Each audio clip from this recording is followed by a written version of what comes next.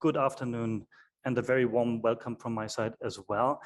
My name is Lukas Schlögl. I'm a researcher in the Department of Political Science here at the University of Vienna, also a member of the research platform as well. And it's my great pleasure to moderate today's session.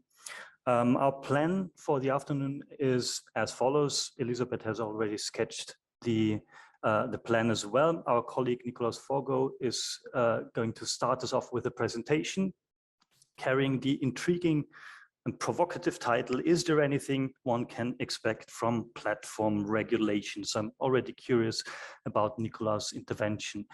Following Nikolaus, we'll then have our short coffee break, 20 minutes. If you'd like, you'd be very much encouraged and invited to mingle at the GatherTown site, and I'll repost the link, including the password in due course. We'll then have, in the second part of the session, a good hour, an hour, 20 minutes for discussion.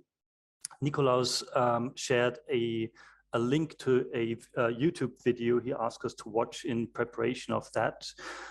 So we'll do a Q&A on his talk, but also discuss that video input as well. I'll also repost that link just in case you missed it, and you can catch up on that in the break. So I'd ask you to keep your questions for that part, make a note. We'll come back to it in the discussion session. As Barbara mentioned in the chat already, there's a Twitter hashtag. So if you'd like to post or share or connect there on that platform, the hashtag is DigiGovWS for Winter School, and that's pretty much it. So on to our speaker. Nikolaus Forgó is a professor of IT and IP law here in Vienna, and he's one of the, or perhaps the foremost expert in that area in Austria, but also beyond. And he is also head of Department of Innovation and Digitalization in Law at the University of Vienna, and has built up this very vibrant and growing research group here at the university. Nikolaus does a lot of extensive research on questions of IT law, in particular on data protection issues, on data security law, but he also does a lot of engagement with civil society. He has a brilliant podcast called Ars Boni. He does various interventions in public discourse. He does evaluations and consulting activities for the European Commission, for various research foundations and councils, ethics councils. Too many to name them here. Nikolaus, thank you very much for being with us today. I'm looking very much forward to your intervention, and the floor is yours. Thank you very much, Lukas, for this very kind introduction. Thank you to Barbara and to Elisabeth for opening this. Thank you to Natalia and all the others who are in charge in the background and in the foreground of organizing this. And in particular, thank you to you who are coming here remotely today. Very much looking forward to this. But before I start, just let me check everyone can hear me properly. That works? Okay, wonderful. So then I can hopefully start sharing my screen. This should work now, and you can see a slide, right? Something that looks like a slide. Okay. Let me start with this, with a very hopefully interesting additional gadget that you can use. So there is an additional link now in your chat. And there's also this QR code leading to this. So if you are clicking on this, what you should then see is a website that looks at the moment like this. So this is what you should see. This is just my dog and me. And what we are doing here is we are waiting for your comments in addition to what you want to say in the chat.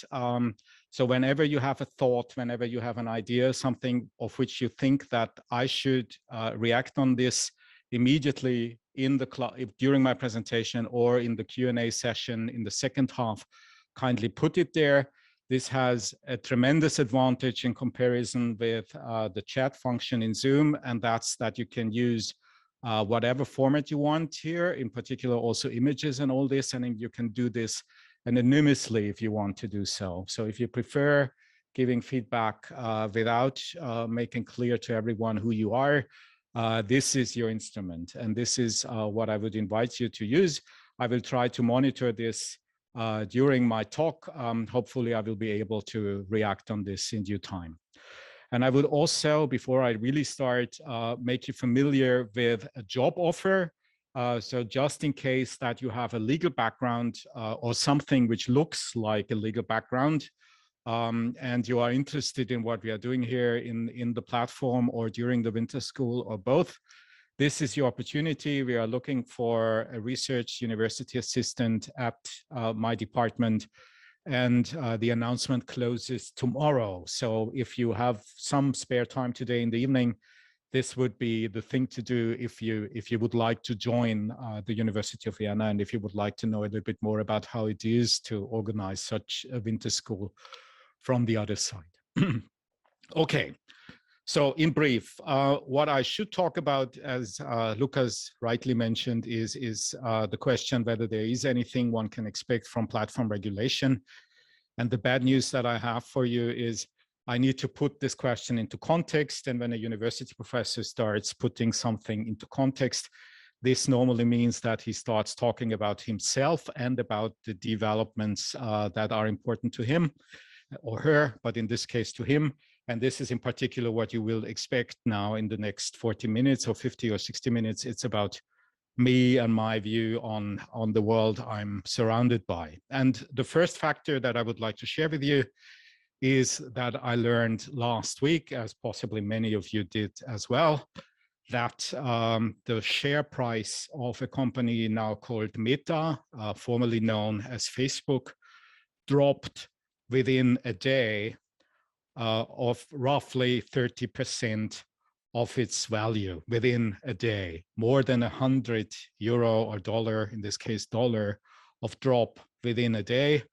If you put this into a little bit longer perspective, you see that what happened to Meta last week was a drop that brings the company back to something like early 2020.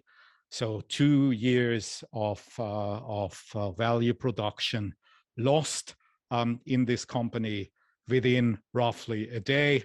That is the biggest fall ever seen in stock market history so far. So this value drop of $232 billion on a day is by far the largest ever seen drop on one day. And the reason for this tremendous drop can be found in the reports of that company. So the company has, of course, like all the others that are participating in the stock exchange, has to report every 3 months about business developments that are important to the company.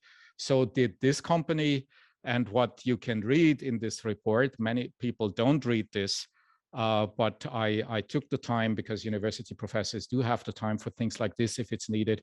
If you look into this in some detail, this is what they are reporting. So the first thing that they are reporting is that they have an 8% increase of daily active people in 2021. So in the last 3 months, in comparison to the last 3 months a year before. So now it's 2.82 billion people, 2.8 billion people using Meta services every day, which is an increase of 8%. And if you look into the amount of people using Facebook services or Meta services, at least on a monthly basis, then we are talking about roughly 3.6 billion people, 3.6 billion people using a Meta service at least once a month, which is an increase of about 9% year over year. So although there are 8% or 9% increase of daily or monthly usage, and although the amount of daily users has significantly increased as well, still there is a drop of 1/3 of the value of this company within a day. And one might ask, why is this happening? And the question why this is happening is, of course, very interesting. It probably has something to do with the outlook that this company has given in this report. So the prognosis for 2022 or for the first quarter of 2022 says that it still is quite plausible that they have a 3 to 11% year-over-year growth. So they still expect a significant growth over the year, but at the same time, they see challenges and challenges that are related with two factors. The first one, that's in my view, the by far more important one on the impression side, is that there is an increased competition for people's time. So in my saying, this means people use other services, like in particular TikTok, which is of course the white elephant in the room here. So first problem, people use something which is not Instagram or Facebook or WhatsApp.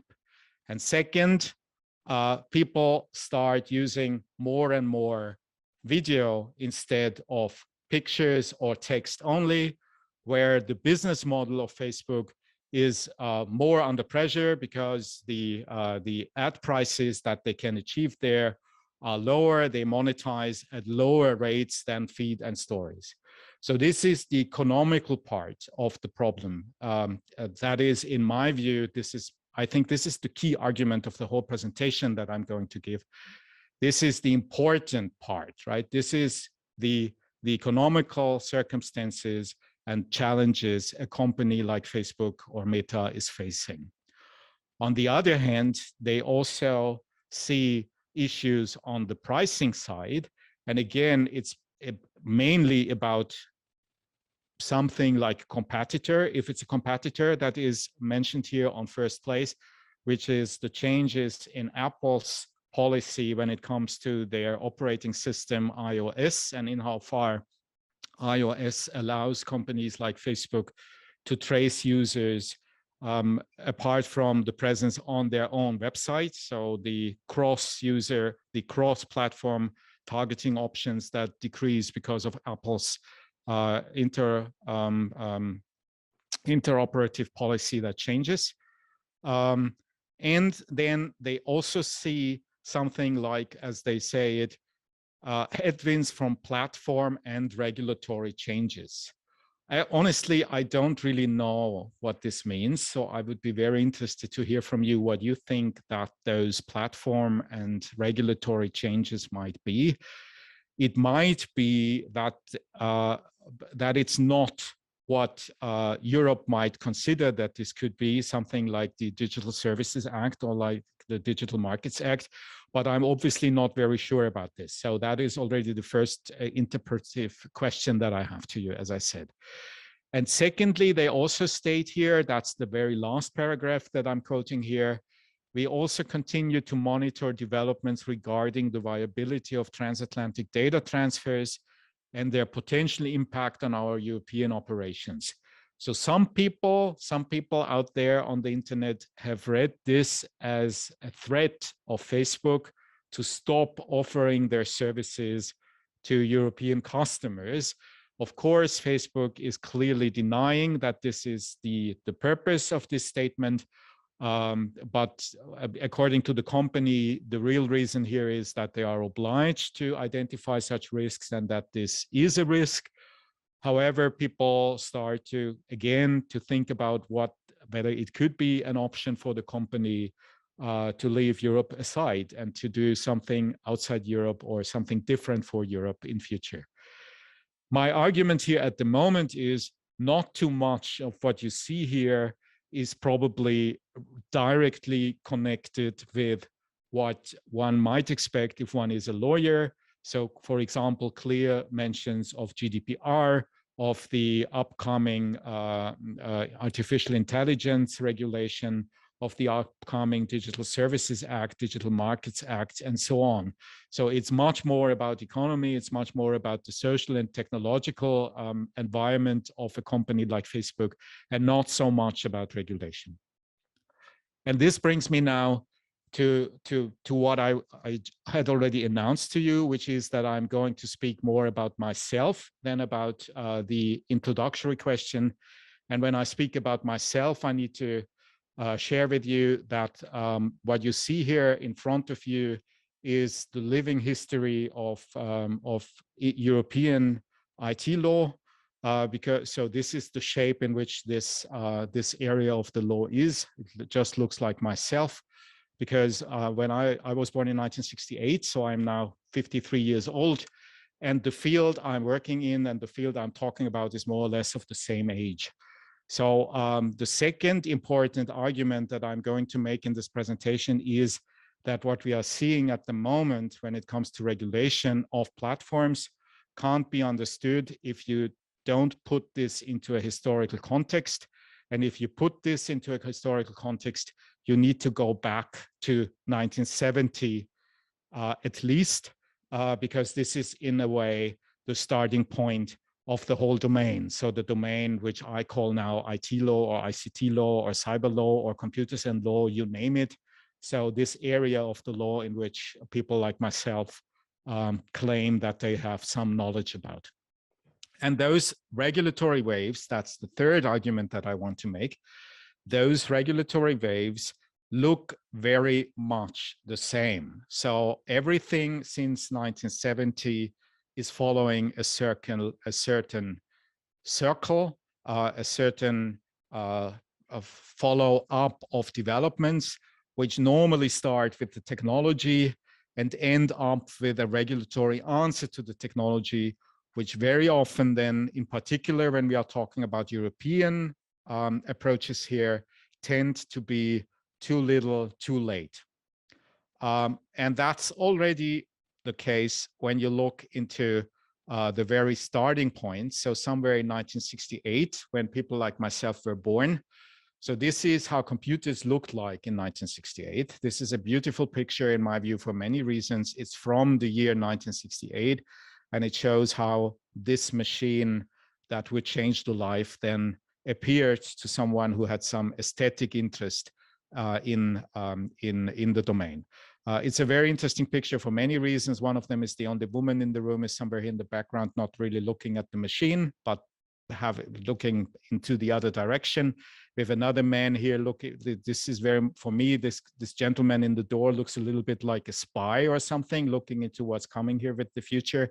And then we have this well-dressed, a little bit annoyed, or I don't know how to, well, yeah, I would say annoyed or bored person looking into the camera, which is in a way the person also not really doing the work, but looking into the future in a way. The only person doing the work is here, the man here, and he is doing something with a pen in his hand. So right, still with something which is not digital, right? It's still something where he needs his handwriting.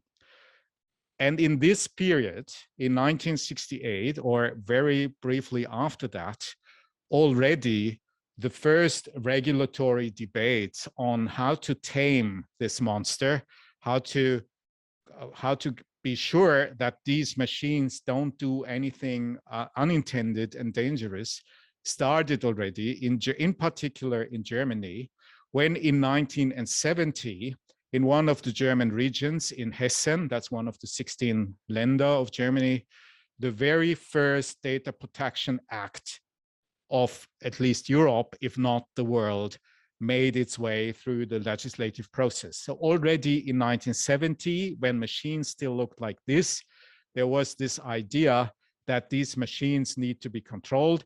And it's very important to understand that when this first data protection law made its way through legislation, two circumstances were there, and both of them were important. First, the Second World War and the Nazi regime were only 23 years away. So people in the legislative process then had, many of them, had personal memories, had personal stories about the time between 1933 and 1945.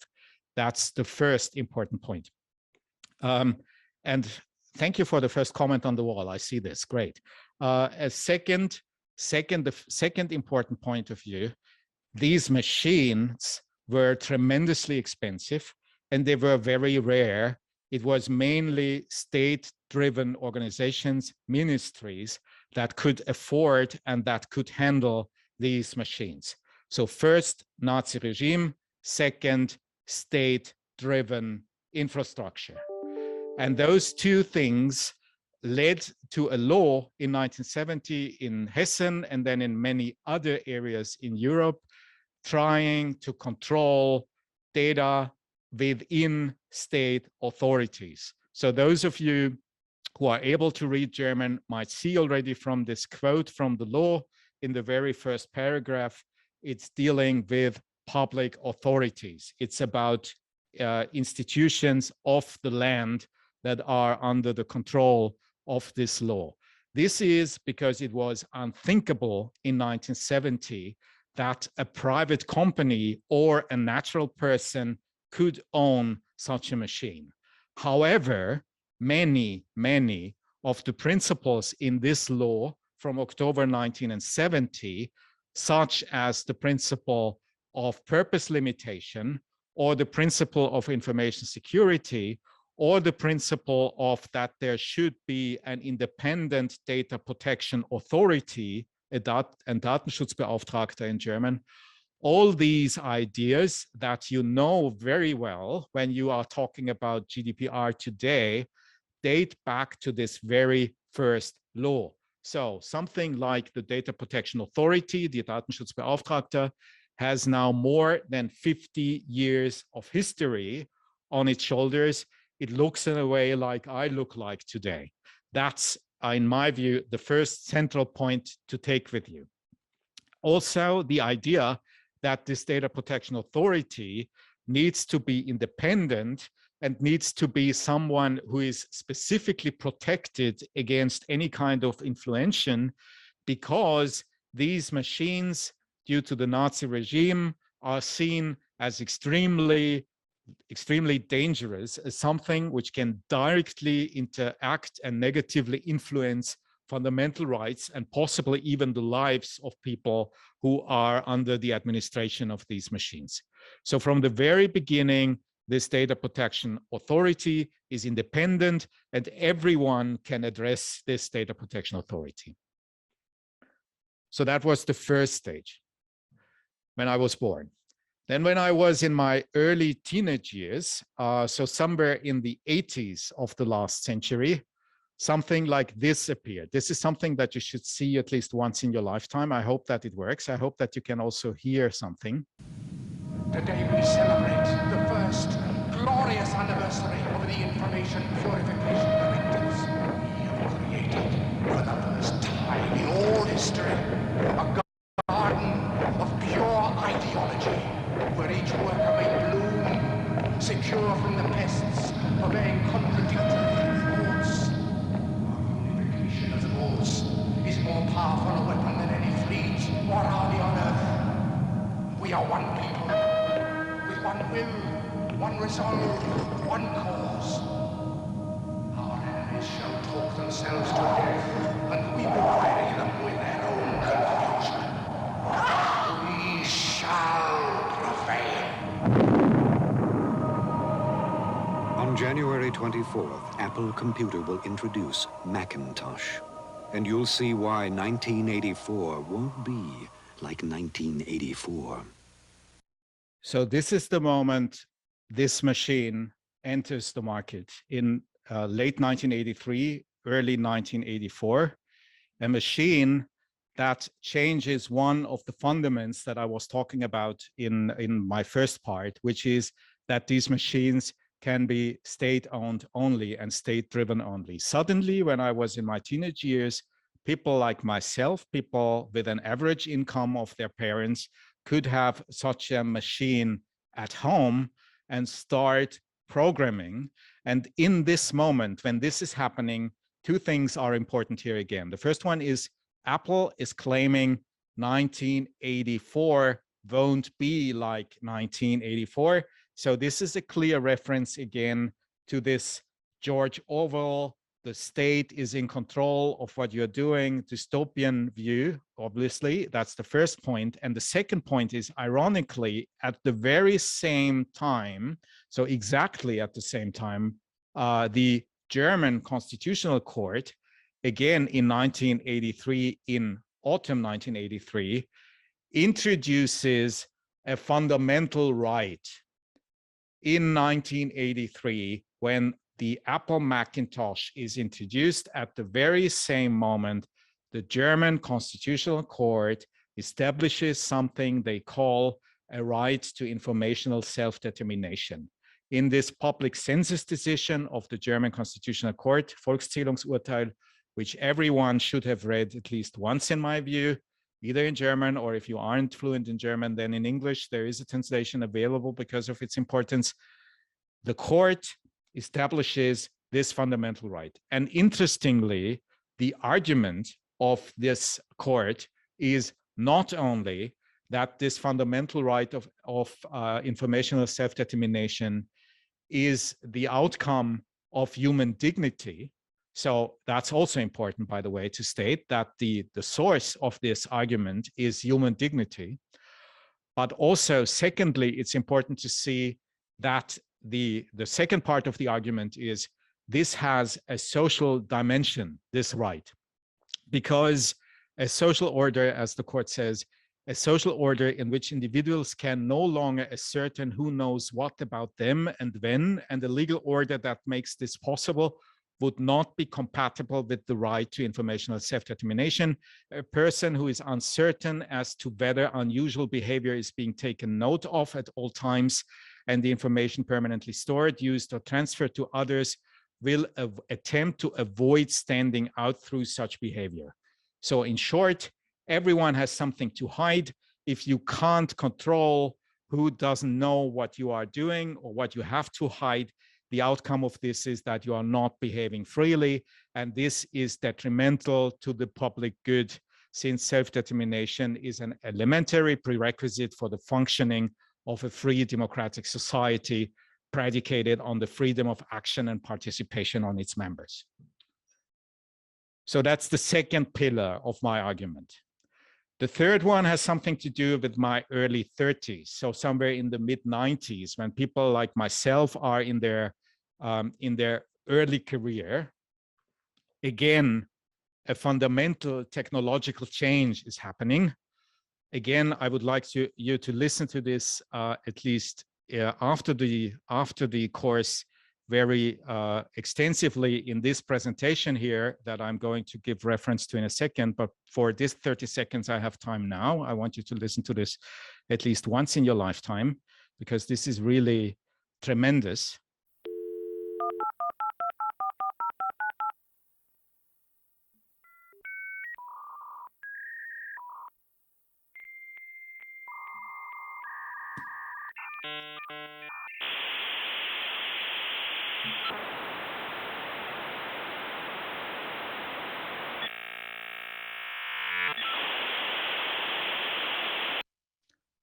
So this is what it took to go online somewhere in 1993 or 1995. It was tremendously expensive. It was tremendously complicated, at least at the beginning. It was very, very slow, but it opened the world, right? It was, again, it was for the very first time, the moment in which someone like myself or anyone else could interact and communicate with whomever, whenever, on whatever in the world. And that revolution, I would call it, was tremendously important for one reason that goes back to this 8-minute presentation that I'm not showing you at the moment. But if you have the time, take the 8 minutes. You should do this at least once in your life. That's the revolution formulated by John Perry Barlow. That's the gentleman whom you saw before. One of the founding members of the EFF, the Electronic Frontier Foundation, one of the early NGOs in the field, who wrote this declaration of the independence of cyberspace in 1996 at the World Economic Forum in Davos. And that's the provocation in it. It says, governments of the industrial world, you very giants of flesh and steel, I come from cyberspace, the new home of mind. On behalf of the future, I ask you of the past to leave us alone. You are not welcome among us. You have no sovereignty where we gather. Your local concepts of property, expression, identity, movement, and context do not apply to us. they are all based on matter, and there is no matter here. So this idea that there should be an independent cyberspace, an independent area, something which is distinct from real life because it takes so much time to go online, but an area in which the typical legal concepts, including property, freedom of expression, and all this do not apply, was obviously a huge provocation that made some of the fundamental problems that we are dealing with also today, in my view at least, very, very obvious already then. One of those problems at the same time then found, or almost the same time in 1999 at this moment, found by the US lawyer and scholar Lawrence Lessig. One of the problems here then was that it became very, very obvious already in 1996 or 1999 that the key factor that is governing us on the internet is not only, and perhaps not even primarily, the law, so the classical way of regulating things by norms and codes, but it's what Lessig then called the architecture. So I would call it today the platforms we are using, so the technological environment in which we are living more and more, and different from 1996 or 1995 or 1999, no longer just in the moment when we click on the button and decide to go online, but every time, all the time, because we are online all the time. So the provocation and at the same time, the problem that is so obvious since then was already identified in 1996 or 1999, which is no matter, no borders, no national laws that solve the situation. It's more and more the code, it's more and more the architecture that we need to deal with. If you want to read a little bit more about Lessig, I do have some background information about Lessig here also in the presentation. What then happened, however, in this period of my career, so somewhere in the mid-90s, was a tremendous wave, and probably the first really serious wave of European legislation of this new phenomenon. So somewhere between 1995 and 2002, if you had been a young academic then, as I was then, you could have survived for several years in your academic life by simply stating, well, there is John Perry Barlow's argument that cyberspace is unregulated. It's terribly dangerous. It's terribly chaotic. Let's put some regulation on this, and then things will be much better. And let's call for regulation, and let's interpret that regulation. And that's exactly what happened then somewhere between 1995 and 2002. And importantly, that's now the next key argument of this presentation. Importantly, some, if not the most, of these legal codes are still in place, either conceptually, such as in the case of data protection, or even literally in the sense of that they still fully apply, in particular those on e-commerce. So in particular, the e-commerce directive from 2000, something that I will come back to in a later stage of this presentation, is still fully applicable 22 years after, or 23 years after Lessig's presentation, 25 or 26 years after John Perry Barlow's argument. Since then, no significant change in this field.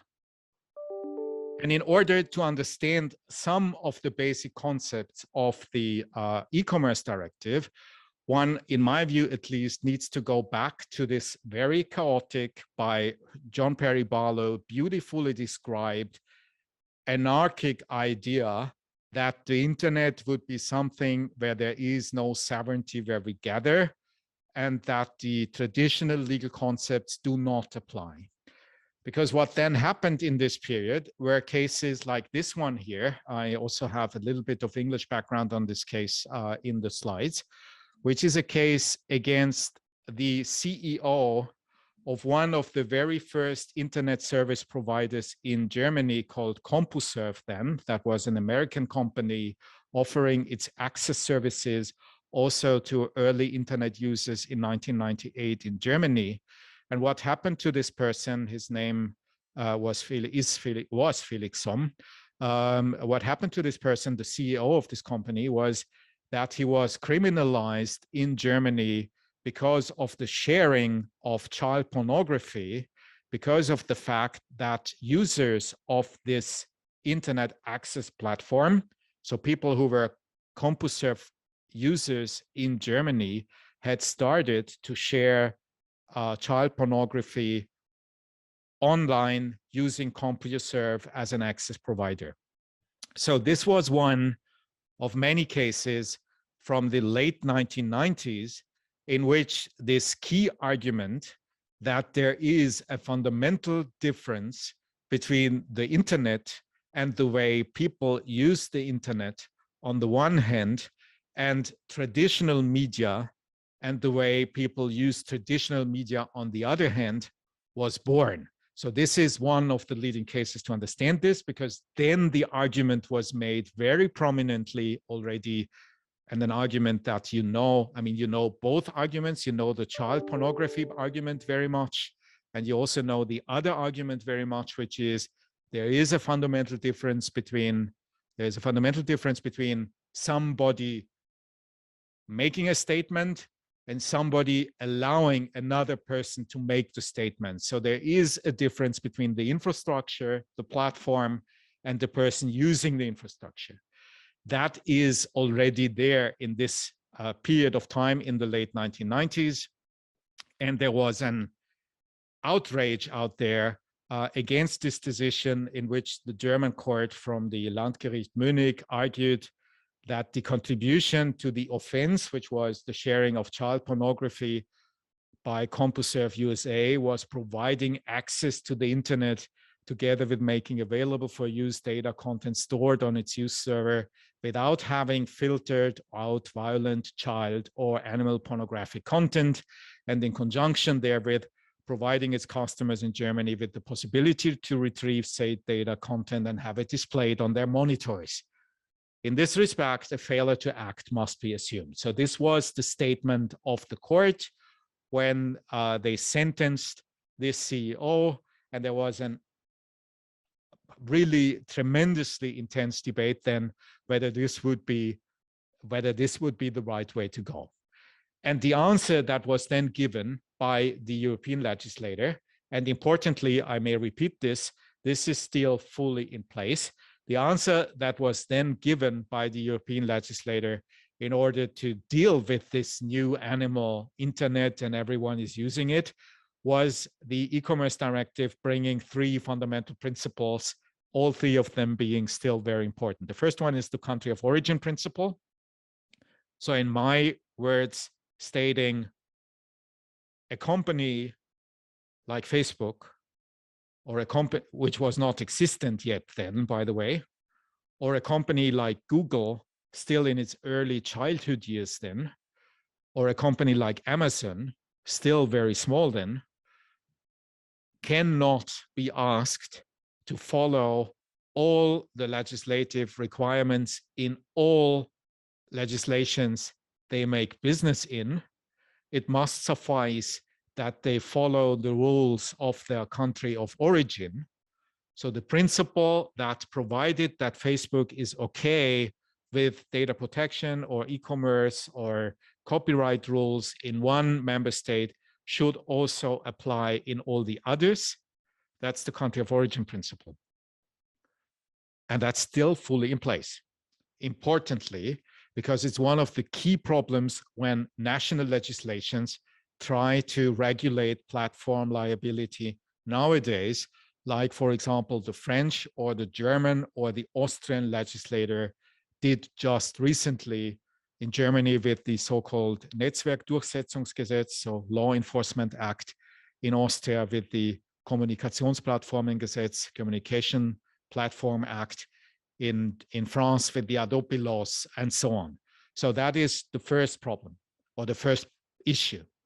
The second one that's less important for this presentation, but still important to remember, the e-commerce directive is also one of the very early sources when it comes to the acceptance of the fact that people can interact in a way that is legally valid and legally important via electronic contracts online as well. And then there's a third principle, which goes back to this rumor and the debate of this case here, the Felix Somm case and others, which is the liability exemptions coming with the e-commerce directive, stating that there is a fundamental difference between someone hosting content or caching content or allowing access to content and someone producing the content, so that there should be place for liability exemptions. In particular, liability exemptions that state explicitly that providers, platform providers, which were not really existent yet then, because Facebook, Google, and so on were either not existing yet or were very different in their role than they are today. So platforms or providers, as they were called then, should not be obliged to monitor content. And in addition, they should not be held liable if they follow a notice and take down procedure. That's in particular in Article 14 of the e-commerce directive, stating if you are an information service provider and if the content is not coming from you, you are not liable, provided that you do not know about the content, or if you know about the content, you get it down immediately after having heard about it. That's the principle. So in particular, if you are something which looks like a platform today, and which was then called Information Society Service Provider offering hosting services, if you are such an animal, don't care too much about what people are doing on your platform, because you are not supposed to actively monitor them, and you are not supposed to be liable for what people are doing on your platform, provided that you don't know what they are doing. And if you learn about what they are doing, you get this content off. So there is an intrinsic motivation here in this law, stating that platforms should not care too much about what's happening on them. And in particular, there is a statement here stating that they are not obliged to actively steer what's happening on them. Okay, so this was somewhere between 1997 and 2002, roughly. So somewhere in my mid and late 30s. Then let's make another 10-year jump. Now I'm somewhere in my 40s and in my early 40s. Again, something important is happening then. Let me just share this with you. I hope that I can show you this in a second. Again, this is happening. I just want to show you 4 minutes of this. This is a day I've been looking forward to for 2.5 years.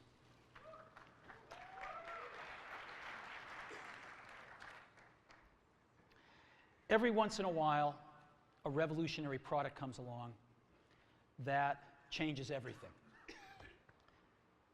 And Apple has been, well, first of all, one's very fortunate if you get to work on just one of these in your career.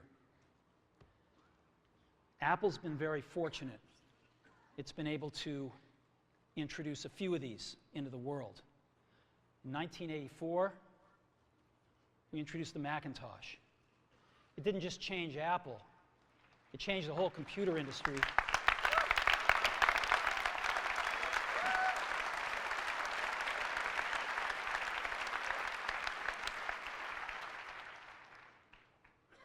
In 2001, we introduced the first iPod. And it didn't just change the way we all listen to music. It changed the entire music industry. Well, today, we're introducing 3 revolutionary products of this class. The first one is a widescreen iPod with touch controls.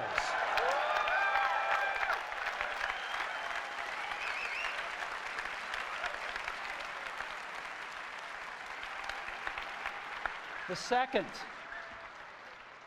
is a revolutionary mobile phone.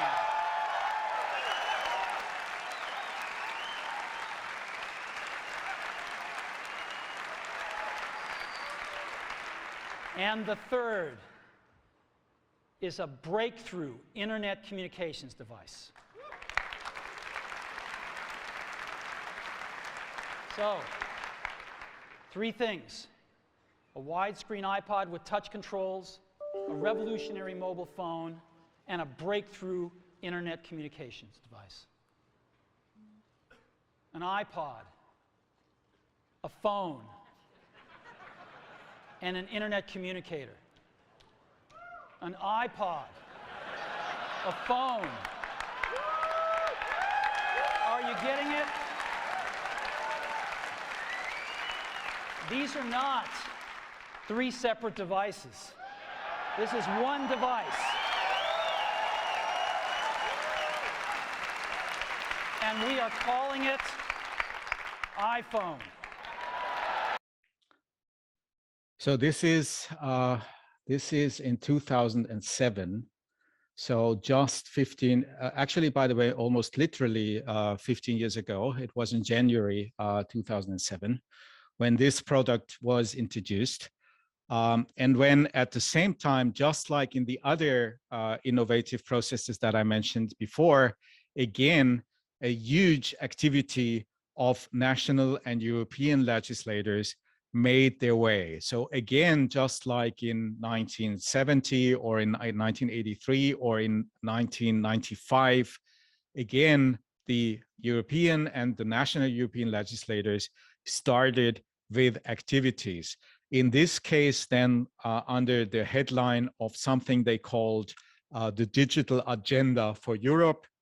If you want to read a little bit more or listen a little bit more about this, then this would be a video to watch. This would be Nelly Kroes, the commissioner in charge of the Digital Agenda for Europe, then in earlier 2010, announcing this with, again, a huge amount of legislative actions coming in order to make Europe fit for this new era that was appearing here after the announcement of the iPhone.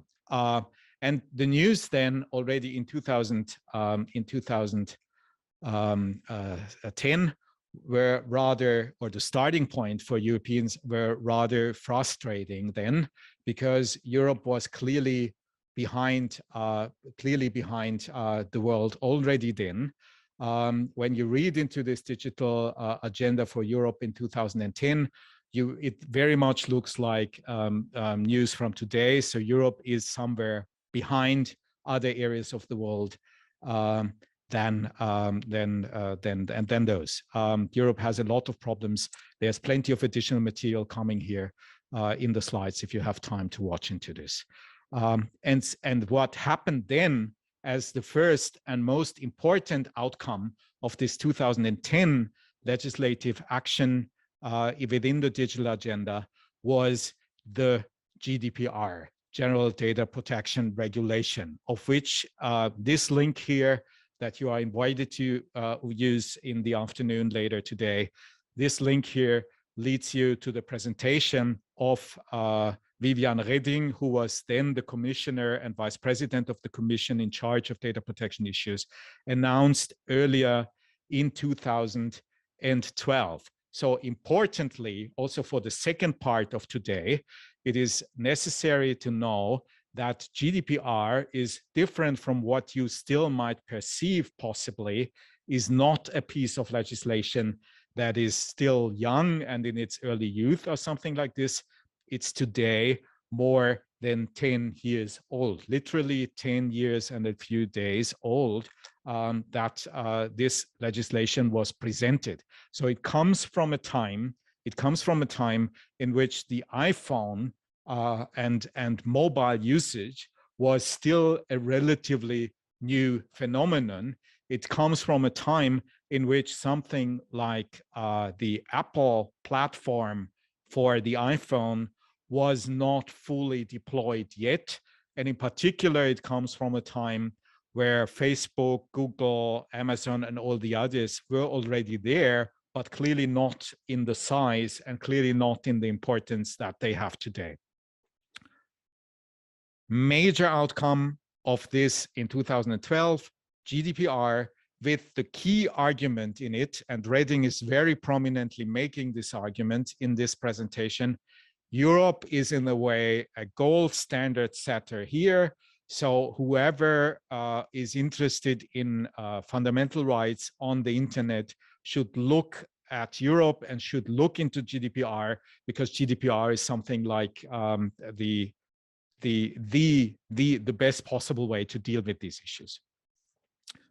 Next jump, and now the very last one, when I'm in my 50s, so somewhere around now 2020, the world looks still rather similar to what we saw already in 1970 in a way, but it looks very different in another way. It looks similar in the way that, again, the Commission, so this is the political program of the acting Commission. Again, the Commission, like many commissions before this one here, has Europe and the digital age as one of its top priorities. So again, like in 1983 or 1995 or 2005 or 2015, every commission since then has seen this as a priority, also this one here.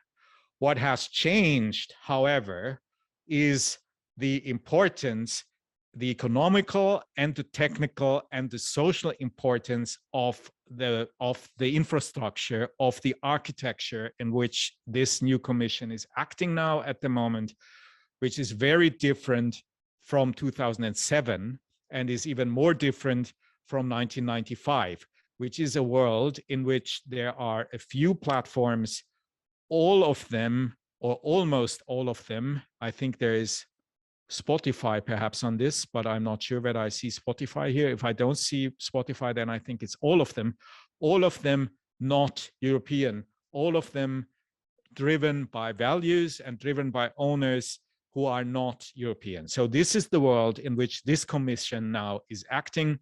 It's clearly a non-European technological environment in which Europe has the fundamental problem.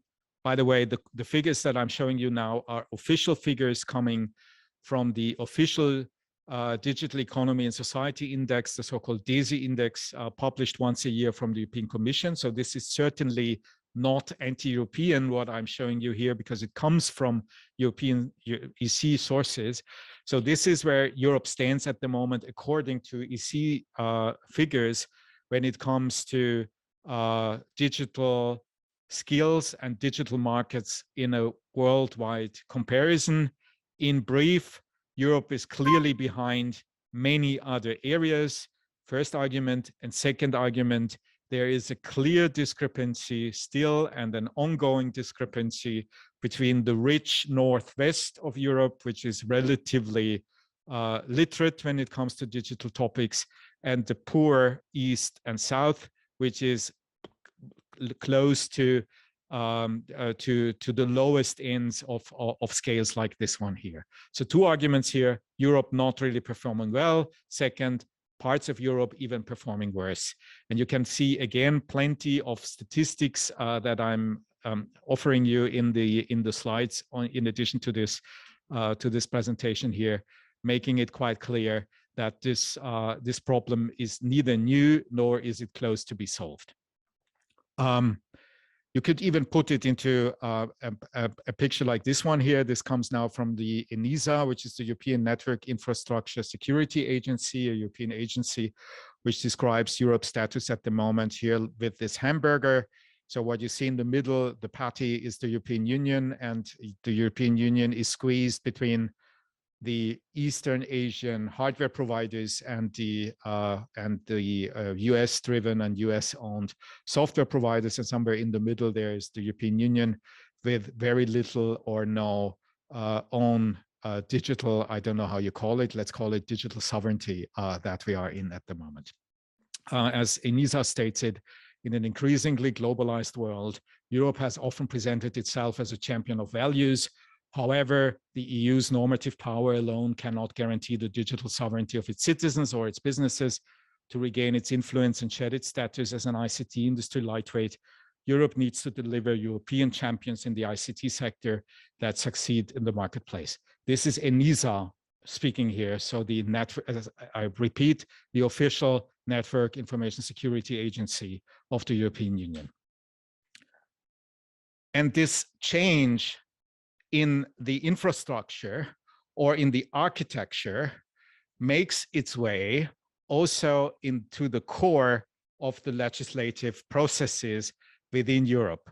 So what I want to show you now for 15 seconds are the first 15 seconds of the statement given by Mark Zuckerberg right after the Cambridge Analytica scandal in a hearing at the Justice Committee of the European Parliament. So we are in the middle of European digital sovereignty here. We are in the European Parliament, all parties present, and Zuckerberg speaking to the European people with this introduction. President Tajani, honorable members of the European Parliament, it's good to be back in Europe. Thank you for inviting me here today for this important discussion. Now, Europeans make up a large and incredibly important part of our global community, and many of the values that Europeans care about deeply are values that we share. So just to repeat, it's good to be back in Europe. Thank you for inviting me today for this important discussion. Europeans make up a large and incredibly important part of our global community, and many of the values that Europeans care about deeply are values that we share. So in my reading, it's more a president speaking here than a CEO of a company. And that's not a coincidence in my view. This is the direct outcome of the economical developments that I started to describe very briefly before. And again, the Commission has this as a challenge. And again, the Commission, in this case now the von der Leyen Commission, reacts on this in a way that goes back to the 1970s at least, which is again strategy and policy papers. There is a full page in von der Leyen's first declaration. That is her first political guideline ever published, even before she came into power. And in this declaration, there is a full page about Europe fit for a digital age. And if you read into this, you read sentences like this one here. It may be too late to replicate hyperscalers, but it is not too late to achieve technological sovereignty in some critical technology areas.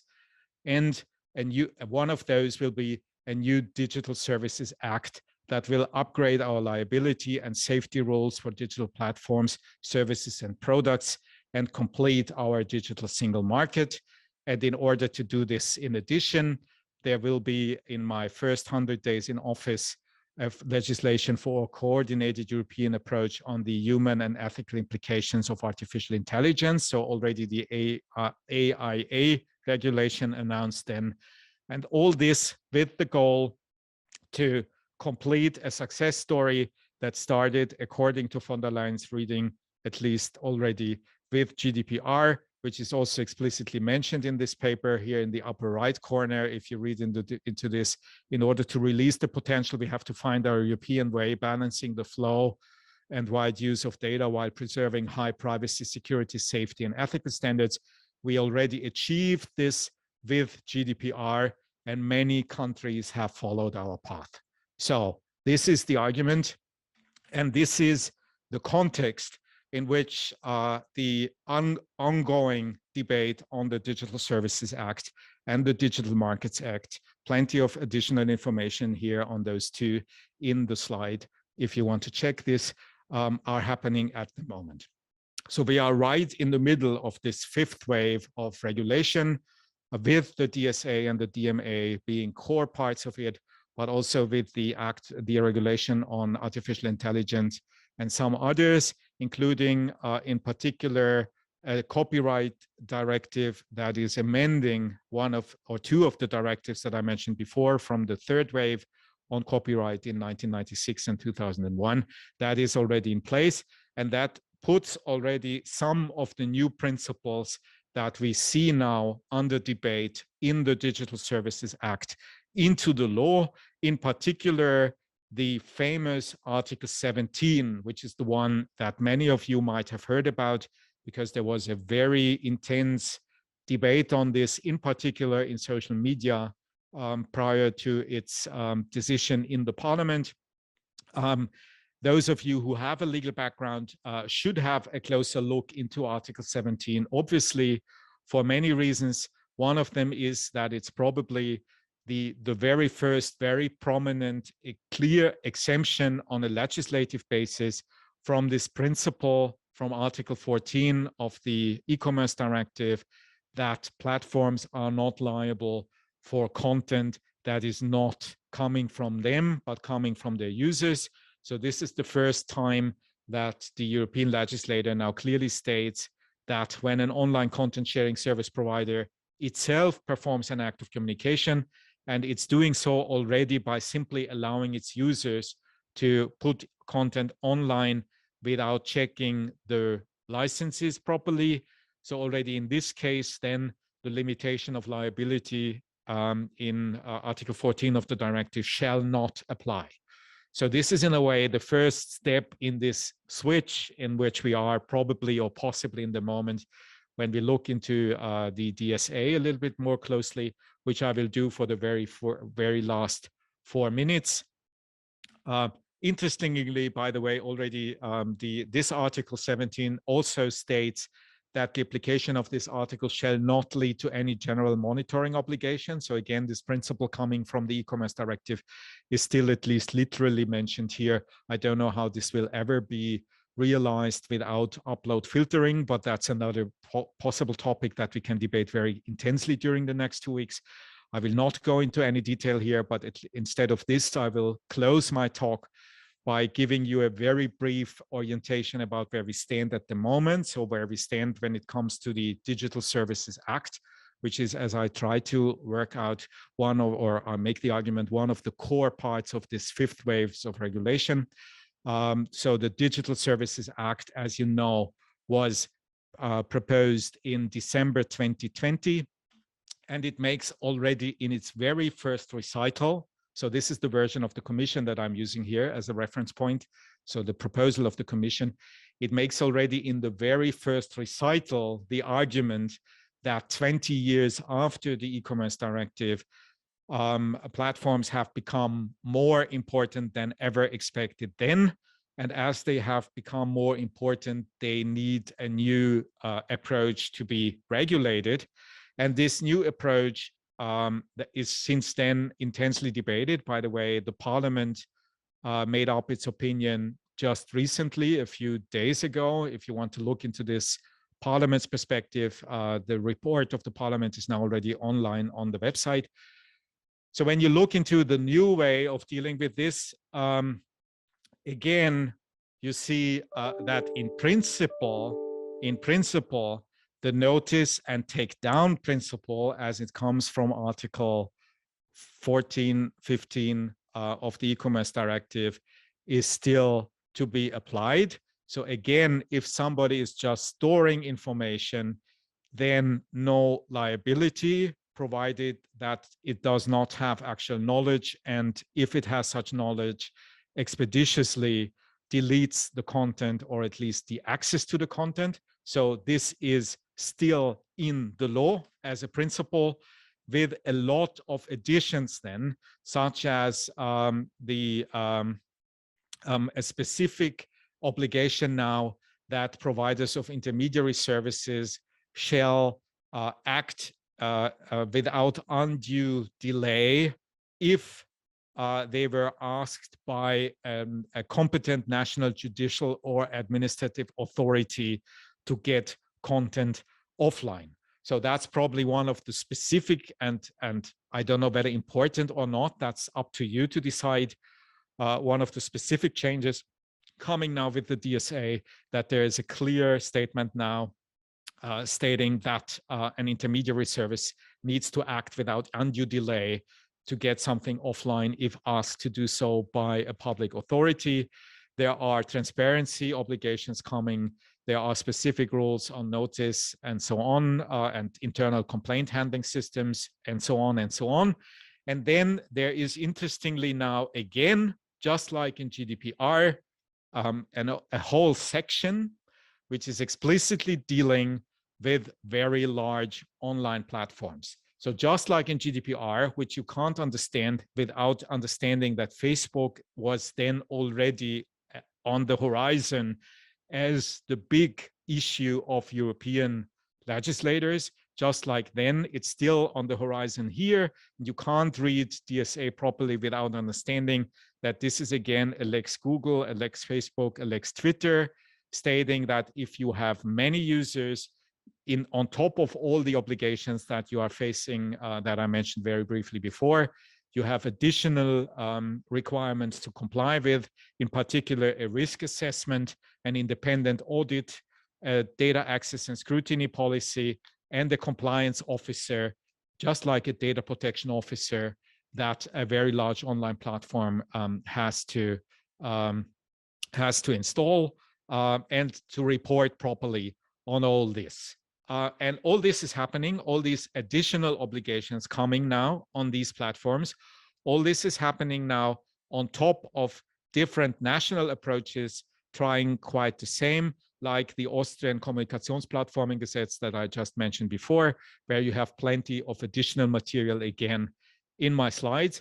And all this is happening on top of what the Court of Justice of the European Union is doing, which is also in a long list of cases trying to tighten the regulatory framework of platforms like Facebook and others in a more up-to-date way than many people believe it is at the moment.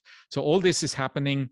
And at the same time, I would remind you again of my very, very first slide, which was about this drastic drop down of the shareholder value of Facebook, which does not come with a proposal of DSA or DMA or GDPR or whatsoever, but which comes with a purely economic outline about competition and forwind coming with this competition and potential costs coming with competition from, in particular, companies which are not governed at all by European legislation, such as TikTok, because they are not placed or not really. Thank you. I had now something like, so Zoom was telling me that I was interrupted, but I don't know whether I was really interrupted. I'm finished with my presentation now. I hope that you could hear it until the very end. If you couldn't, my apologies. If you could, my apologies for 3 minutes being over the time. I'm very much looking forward to discuss all this with you in the second half. Let me just state again, there is plenty of additional material in the slides that I will be happy to share with you after this presentation. Thank you very much.